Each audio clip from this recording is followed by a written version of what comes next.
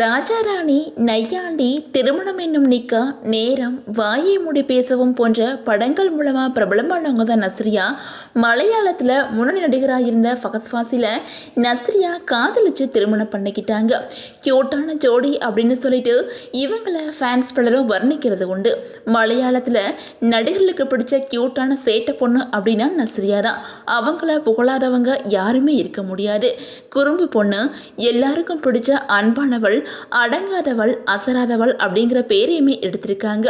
சமீபத்தில் பிருத்திவிராஜ் கூட ஒரு பேட்டியில் என்னோட படங்களை டிசாஸ்டர் பண்ணுறது நஸ்ரியா தான், ஒன்றும் பண்ண முடியாது, பொழைச்சிப்போ அப்படின்னு விட வேண்டியதாக இருக்குது அப்படின்னு சொல்லிக்கிட்டு சிரிச்சுக்கிட்டே செல்ல மாற்றிட்டு இருந்தாங்க. அந்த வகையில் நீண்ட இடைவெளிக்கு அப்புறம் நஸ்ரியா ஃபாசில் ஜோசப் கூட சேர்ந்து சூக்ஷ்மா தர்ஷினி அப்படிங்கிற படத்தில் நடிச்சிருந்தாங்க. இந்த படம் மிகப்பெரிய ஹிட் ஆச்சு. எப்போவுமே சோசியல் மீடியாவில் ஆக்டிவாக இருக்கிற நஸ்ரியா அதுக்கப்புறம் காணாமல் போயிட்டாங்க.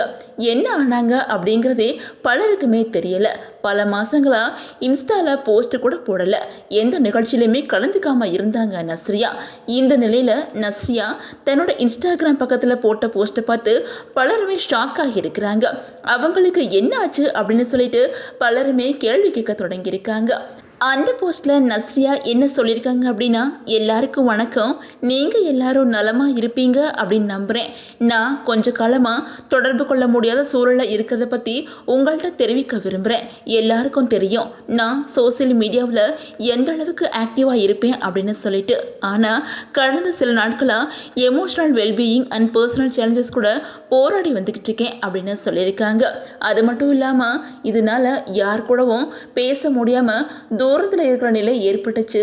எனக்கு அழைப்பு விடுத்தவங்க, என்னோட பதிலுக்காக காத்திருந்த எல்லாருக்கும் மன்னிப்பு கேட்டுக்கிறேன். இந்த இக்கட்டான சூழலில் என்னோட 30வது பிறந்த நாளில் கொண்டாட முடியாத நிலை ஏற்பட்டுச்சு. அது மட்டும் இல்லாமல் சூக்ஷ்மா தர்ஷினி பட வெற்றி விழாவிலையும் கலந்துக்க முடியாமல் போயிடுச்சு. இது எல்லாத்துக்கும் மன்னிப்பு கேட்டுக்கிறேன் அப்படின்னு சொல்லிட்டோம்.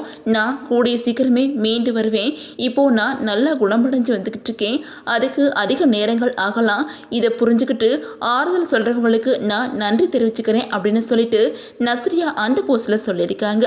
இதை பார்த்து அவங்களோட ஃபேன்ஸ் பலருமே ஆறுதல் சொல்லி வந்துக்கிட்டு இருக்காங்க. அது மட்டும் இல்லாமல் கூடிய சீக்கிரமே மீண்டு வரணும் அப்படின்னு சொல்லிட்டு கமெண்ட் பண்ணி வந்துட்டு இருக்காங்க.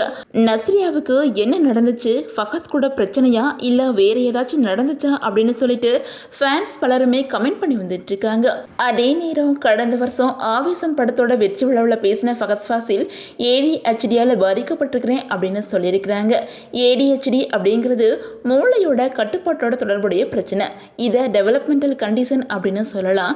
பொதுவாகவே பிறந்ததிலிருந்தே இந்த பிரச்சனை இருக்கும். AD அப்படிங்கிறது கவனக்குறைவு, HD அப்படிங்கிறது ஹைப்பர் ஆக்டிவிட்டி டிசார்டர்.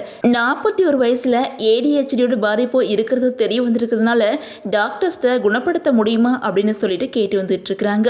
இதனால தான் நஸ்ரியா முடங்கி இருக்கிறாங்களோ அப்படின்னு சொல்லிட்டு ஒரு பேச்சுமே அடிபட்டு வந்துக்கிட்டு இருக்குது.